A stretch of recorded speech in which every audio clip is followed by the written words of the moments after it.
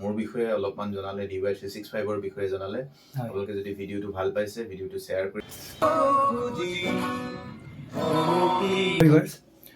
আজি মোৰ লগত আছে জাৰ্নেলিষ্ট ডক্টৰ কুমুদ দাস, আৰু আজি ডক্টৰ কুমুদ দাস ছাৰৰ বিষয়ে জানিম, আৰু ছাৰে জীৱনত কেনেকৈ ইমানখিনি সফলতা হ'ল আৰু সেইখিনি জানিম, আৰু লগতে ছাৰৰ কণ্ঠ খুব ভাল আৰু সেইখিনি মোৰ বিশেষকৈ ভাল লাগে।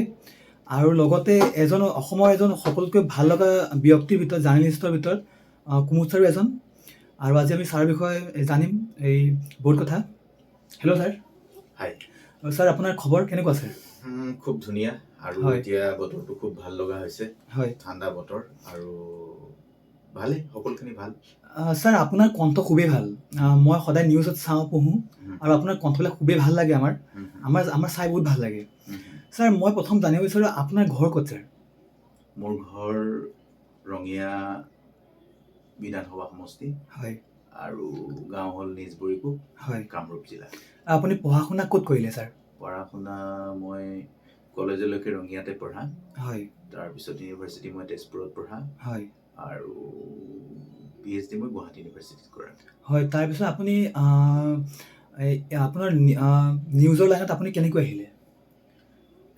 একচুৱেলি বহুতেই সোধে সেই কথাটো। হয়। মই একচুৱেলি নিউজৰ ঠিক মানুহ নহয়। মই হ'লো অলপ লেখা মেলা কৰি ভাল পাওঁ বা তেনেকুৱা ধৰণৰ থাকে। হয়। আৰু লেখা মেলা কৰি থকাৰ মাজতেই তেনেকে এক্সিডেণ্টলি সাংবাদিক হৈ গ'লো। হয়। লেখাৰ মাজতে পেপাৰত লিখোঁ। বেচিকেলি মোৰ বেছটো হ'ল নিউজ পেপাৰ। হয়। ডেইলি পেপাৰ মই দৈনিক জনমভূমি, তাৰপিছত এদিনৰ সংবাদ, দৈনিক অসম, এইবিলাকত লিখা মেলা কৰিছিলোঁ। হয়। আৰু তাৰপিছত যিসকল বন্ধু বান্ধৱ আছিলে, আৰু কিছুমান ছিনিয়ৰো আছিলে বহুকেইজন, যেনে মিৰাজুল ইছলাম, মুস্তাফা কামাল, শিৱপ্ৰসাদ ডেকা, আইনুল হক চৌধুৰী, দুলুদা, মইনুল হক আহমেদ, এইসকল ৰঙিয়াত আমাৰ শুভাকাংক্ষী অগ্ৰজ বা বন্ধু, সেইসকলে মোক কৈছিল যে মই মিডিয়াত লিখা মেলা কৰিব লাগে। তেতিয়া মই পেপাৰত লিখি থাকোঁ। আৰু তেনেকে দৈনিক জনমভূমিৰ মই কৰেছপণ্ডেণ্ট হ'লোঁ। এদিনৰ সংবাদৰ মই কৰেছপণ্ডেণ্ট হ'লোঁ। আৰু তাৰপিছত লাহেকে নিউজ লাইভ যেতিয়া আৰম্ভ হ'ল, নিউজ লাইভত মই এপ্লাই কৰিলোঁ। নিউজ লাইভত মই as a news producer join কৰিলোঁ। আৰু তাৰপিছত তেনেকে সাংবাদিক হৈ গ'লোঁ। আচলতে এক্সিডেণ্টেল বুলি ক'ব পাৰি। ছাৰ, আপোনাৰ ঘৰত কোন কোন আছে ছাৰ? মোৰ ঘৰত ইয়াত গুৱাহাটীত ঘৰত বুলি ক'বলৈ গ'লে, মোৰ ঘৰত মোৰ পত্নী, মোৰ ছোৱালী এজনী, 5 বছৰ বয়স, সৰু পৰিয়াল। আৰু মোৰ গাঁৱত মা দেউতা, তাৰপিছত দাদা বৌ, ল'ৰা ছোৱালী হাল, তাৰপিছত ভাইটিৰ ৱাইফ, ভাইটিৰ ল'ৰা এটা, তেনেকে আছে। আৰু আপোনাৰ নিউজলৈ অহাৰ আইডিয়াটো আপোনাক কোনে দিলে? আপোনাক জাৰ্নেলিষ্ট কৰিবলৈ আপোনাক কোনে ফাৰ্ষ্ট আপোনাৰ এডভাইচ দিছিলে? মই একচুৱেলি অলপমান ক'লোৱেই যে মই এক্সিডেণ্টলি জাৰ্নেলিষ্ট হ'লোঁ। যেতিয়া মাষ্টাৰ্ছ কমপ্লিট কৰাৰ পিছত মোৰ বৰ বিশেষ কাম নাছিলে। তেতিয়া আমাৰ তাত ৰঙিয়াত এখন পৰিৱৰ্তন বুলি পেপাৰ আছিলে, তাত লিখা মেলা অলপ চলপ কৰিছিলোঁ। তাৰপিছত ডেইলি পেপাৰত যিসকল সাংবাদিক আছে, স্থানীয় সাংবাদিক, সেইসকলৰ লগত বহো, কথা পাতোঁ, আড্ডা মাৰোঁ।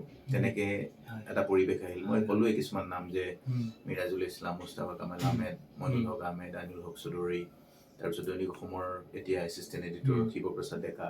সেইসকল লোকে মোক ক'লে যে মই অলপ চিৰিয়াছ সাংবাদিকতা কৰিব লাগে, আৰু তেনেকে আহি গ'লো অলপ বছৰ। আপুনি সাংবাদিকতা কৰি PhD কেনেকৈ কৰিলে আপুনি? That is, I'm thankful to my actually মই যিখিনি অৰ্গেনাইজেশ্যনত কাম কৰিছোঁ, সেইখিনি আটাইখিনিকে মই থেংক ইউ দিব লাগিব। নিউজ লাইভ হওক, Dy365 হওক, প্ৰতিদিন হওক, সকলোৱে মোৰ এই কামটোত মানে অলপ এৰাধৰা কৰিব লাগে। কেতিয়াবা মোৰ প্ৰেজেণ্টেশ্যন থাকে, কেতিয়াবা মোৰ চেমিনাৰ থাকে, মই যাবলগীয়া হয়। আৰু মই ভাবোঁ সেই সকলোখিনি সুবিধা মোক প্ৰতিটো অৰ্গেনাইজেশ্যনে দিছে মই কাম কৰা। ছাৰ, আৰু আপোনাৰ গান কেনেকৈ আপুনি লিখিছিলে? ইমান বছৰ পুৰণি আপুনি গানটো ইমান দিনৰ মূৰত কেনেকৈ কিয় কৰিলে ৰিলিজ? হয়, গানটো বৰ ধুনীয়া, আৰু গানটো লিৰিক্সটো বৰ ধুনীয়া। গানটো মই কলেজত পঢ়ি থাকোঁতে লিখা। হয়, গানটো এতিয়াৰ নহয়, কলেজত পঢ়ি থকা মানে আজিৰ পৰা 22-23 বছৰ আগৰ হ'ব। তেতিয়া লিখিছিলোঁ, আৰু তেতিয়া মই অলপ বছৰ গীটাৰ শিকিছিলোঁ। নিজে এটা নহয়, কেইবাটাও গান একচুৱেলি কৰিছিলোঁ তেতিয়া, কিন্তু গান তেনেকে ৰেকৰ্ড কৰা হোৱা নাছিলে। আৰু তেনেকৈ গানটো থাকি গ'ল। এদিন হঠাৎ জুবিন দাক পালোঁ। জুবিন দাক ক'লোঁ যে মই গান এটা লিখিছোঁ, আপুনি গাব নেকি? কৰিছোঁ, তো কৰি লচোন, মই চাম, যদি ভাল হয় গাম। তাৰপিছত তেনেকৈ থাকি গ'ল 1 বছৰমান, তেনেকৈ থাকিলে। সেইটো 2010-11 মানৰ কথা। 2010-11 মানত গানটো মই বনাইছিলে দিগন্ত শৰ্মা, চবেই চিনি পায় MK ডিজিটেলৰ, আৰু জুবিন গাৰ্গৰ লগত খুব ভালকৈ জড়িত। গানটো মই এদিন দিগন্ত দাৰ তাত মই ষ্টুডিঅ'ত গাই দিলোঁ। তাৰপিছত দিগন্ত দাই ট্ৰেকখিনি কৰিলে, মিউজিকখিনি বনালে। আৰু তাৰপিছত জুবিন গাৰ্গ এদিন মই লগ পালোঁ, বোলো আপুনি গানটো গাই দিয়ক, মোৰ ট্ৰেক ৰেডি আছে, বলচোন শুনো বুলি লৈ গ'ল। তাৰপিছত জুবিন গাৰ্গে গাই দিলে। তেনেকৈ গানটো হৈ গ'ল 2011-12 এনেকুৱা হ'ব। কিন্তু তাৰপিছত গানটো দিগন্ত দা আৰু মই মাজতে মই অলপ বেলেগ বেলেগ ধৰণৰ কামত বিজি হ'লোঁ। এই যে ৰিচাৰ্চৰ কামত বিজি হ'লোঁ। গানটো ফাইনেল কৰাৰ কাৰণে সময় দিব পৰা নাই। তেনেকৈ অলপ এলাহো হ'ল। আমাৰ অসমীয়া মানুহৰ এটা দীৰ্ঘৱৰ্তীতা বেমাৰ থাকে, আৰু মই professionally I am not a lyricist. যিহেতু মই সেইটো ফিল্ডৰ মানুহ নহয়, গতিকে ইমান বেছি জুবিন গাৰ্গে গোৱাৰ পিছতো মানে ইমান বেছি ইনভলভমেণ্ট হৈ নাছিলোঁ। কিন্তু যেতিয়া লাষ্ট 50 years অফ জুবিনৰ বাৰ্থডেৰ কথা আহিল, 2 সপ্তাহমান আগতে, মই দিগন্ত দাক ফোন কৰিলোঁ যে দিগন্ত দা, আমাৰতো গানটো আছিলে, আমাৰ গানটো আপোনাৰ তাত ট্ৰেকটো আছেনে নাই? দিগন্ত দা বোলে আছে। তেনেহ'লে আপুনি বিচাৰক, গানটো আমি ৰিলিজ কৰি দিওঁ, আৰু it will be a birthday gift for Zubeen da. সকলোতকৈ ভাল আপুনি গিফ্ট দিলে জুবিন দাক। আৰু মই বহুত শুনিছোঁ, বহুত ধুনীয়া গানটো, মোৰ বহুত ভাল লাগিল গানটো শুনি। আৰু আপোনাৰ খাই কি আপুনি ভাল পাইছে চবতকৈ? মই বহুত দিন আগলৈকে মোৰ খোৱা ফেভৰেট ডিছ বুলি ক'লে চিকেন ড্ৰাই ফ্ৰাই, আপুনি খানা আলু বনোৱা ভাজি আৰু দালি ভাত। আৰু খানা বনোৱাত আপুনি কেনেকুৱা? মই খুব বেয়া। নোৱাৰি বনাব? বনাওঁ, কিন্তু খুব বেয়া। মই একচুৱেলি চালাড বনাওঁ। বাকী চবেই বেলেগ বেলেগ বনাই ভাল পায়, মই চালাড বনাই ভাল পাওঁ। আৰু বাকী আপোনালোকৰ ডিউটিবিলাক কেনেকৈ থাকে ছাৰ? ডিউটি আমাৰ 3টা শিফ্ট হয়। মিডিয়াৰ চবৰে ৰাতিপুৱা 7টা বজাত এটা শিফ্ট আৰম্ভ হয় 3টা বজালৈ। এটা শিফ্ট 12টা বজাৰ পৰা 8টা বজালৈ, আৰু এটা শিফ্ট 3টা বজাৰ পৰা ৰাতি 12টা বজালৈ। ছাৰ, আপোনালোকে বাৰু ইমান ধুনীয়াকৈ আপোনালোকে কথাবিলাক কেতিয়াবা আপোনালোকে পাহৰি যায়নে বাৰু ছাৰ লাইফত থাকিলে? মোৰ কুৱেশ্যন সেইটো থাকিল ছাৰ। সকলোৰে বেলেগ বেলেগ থাকে। কিছুমানে পাহৰি যায়।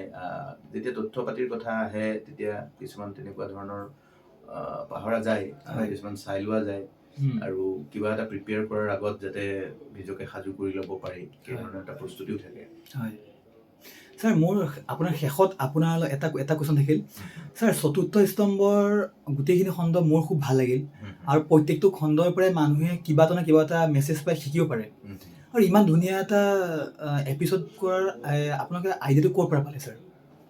সেইটো কাৰণে আমি একচুৱেলি আমাৰ তাত এনেকুৱা ধৰণৰ প্ৰগ্ৰাম এটা কৰাৰ কথা আজি 2 বছৰমানৰ পৰাই আলোচনা হৈ আছিলে। এনেকুৱা নহয় যে আমি হঠাৎ প্ৰগ্ৰামটো কৰি দিলোঁ। আমাৰ চেয়াৰমেন সঞ্জীৱ জয়ছোৱাল, তেওঁ এটা এনেকুৱা প্ৰগ্ৰাম বিচাৰিছিল য'ত সাধাৰণ মানুহৰ কথা কোৱা হয়। সাধাৰণ মানুহে য'ত নিজক বিচাৰি পায়, সৰু সৰু মানুহে য'ত নিজক ৰিলেট কৰিব পাৰে, তেনেকুৱা ধৰণৰ প্ৰগ্ৰাম এটা বহু দিনৰ পৰা বিচাৰি আছিল। কিন্তু টেকনিকেল ফিজিবিলিটি অলপমান দিগদাৰ হয়, যে এইটো প্ৰগ্ৰাম কৰিবলৈ অলপমান ৰিচাৰ্চ ৱৰ্কৰ দৰকাৰ হয়। চ' সেইকাৰণে বিভিন্ন সময়ত চেয়াৰমেন ছাৰে কৈ আহিছিল যদিও প্ৰগ্ৰামটো কৰা হোৱা নাছিল। ফাইনেলি মোক এদিন ক'লে যে you do it, I know you will do it better. তাৰপিছত মই মোৰ লগত আৰু 2জন সহযোগী থাকে। 2 নহয়, আচলতে আমাৰ বহুকেইজন জড়িত হৈ থাকে।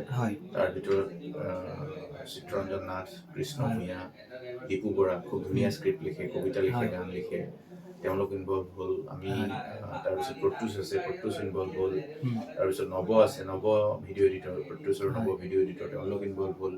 আপোনালোকে ক'ৰ পৰা পায়? মানে প্ৰত্যেকটো তথ্য আপোনালোকে ক'ৰ পৰা আনে? যেনেকৈ যেতিয়া এই 100 খণ্ড হৈছিলে, আপোনালোকে শৰাইঘাট দলঙৰ বিষয়ে দিছিলে। সেই পুৰণি আপোনালোকৰ যিবিলাক আপোনালোকৰ তথ্য, সেইবিলাক আপোনালোকে ক'ৰ পৰা পায়? একচুৱেলি আমাৰ ৰিচাৰ্চ টিম এটা আছে। ৰিচাৰ্চ টিমে সেইটো সম্পৰ্কত ষ্টাডি কৰে, আৰু কেতিয়াবা মই নিজে বা কৃষ্ণ চিত্ৰ, দীপু বৰা, তেওঁলোকেও ষ্টাডি কৰে।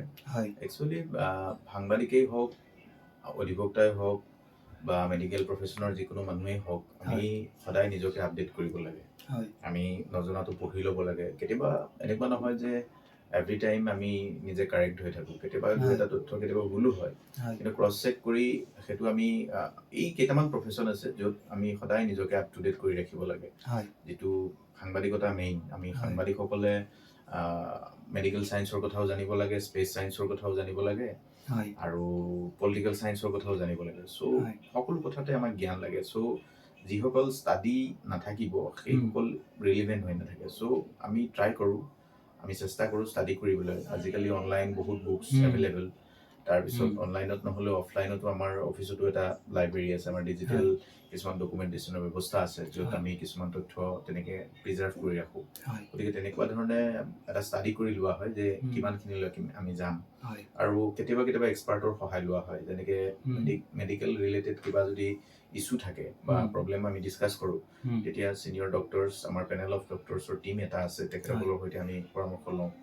বা হিষ্টৰী ৰিলেটেড কথা হ'লে হিষ্টৰিয়ান কেইবাজনৰ লগতো আমি তেওঁলোকক সোধোঁ তেওঁলোকে চাই মেলি দিয়ে বা পলিটিকেল কথা হ'লেও তেনেকৈ আমি উই টেক হেল্প এনেকুৱা নহয় যে আমি সকলো নিজেই কৰোঁ আমি সহায় লওঁ এক্সপাৰ্টৰ সহায় লওঁ আৰু আজিলৈ ভিডিঅ'টো সামৰোঁ আৰু আপোনালোকৰ যদি ভাল লাগিছে আপুনি ক'ব আৰু ছাৰ আপোনাৰ কণ্ঠ মোৰ খুবেই ভাল লাগে আৰু আশা থাকিল আপুনি জীৱনত আৰু সফল হওক আৰু ভাল লাগিব আৰু আপুনি আগুৱাই যাওক তাৰে আপোনালৈ এই শুভকামনা থাকিল ছাৰ মই লাষ্টত এটা লাইন কৈ দিছোঁ শশাংকৰ এই চেনেলটোত ইণ্টাৰভিউ দিয়াৰ কাৰণে আজি 1 মাহ মানৰ পৰা শশাংকই মোক ফোন কৰি আছে কথা পাতি আছে আমাৰ সুযোগ সুবিধাটো মিলা নাছিল আজি মিলিল আপোনালোক এটাই চাব শশাংকক মৰম দিব শশাংকই ছিকিমত ফাৰ্মাচিষ্টৰ কাম কৰে আৰু তাৰ মাজত সময় উলিয়াই কিছুমান মানুহৰ কথা আপোনালোকক জনাবলৈ চেষ্টা কৰে আজি মোৰ বিষয়ে অলপমান জনালে Dy365ৰ বিষয়ে জনালে আপোনালোকে যদি ভিডিঅ'টো ভাল পাইছে ভিডিঅ'টো শ্বেয়াৰ কৰিব আৰু শশাংকৰ পেজটো ছাবস্ক্ৰাইব কৰি দিব লাইক কৰি দিব আৰু শশাংকক মৰম দিব শশাংক খুবেই ভাল ল'ৰা অসমৰ ল'ৰা কিন্তু ছিকিমত নিজকে প্ৰতিষ্ঠা কৰিছে শশাংক শুভেচ্ছা থাকিল আৰু ধন্যবাদ থাকিল ইমান কষ্ট কৰি মোৰ ইণ্টাৰভিউটো ল'ব অহাৰ কাৰণে থেংক ইউ ছাৰ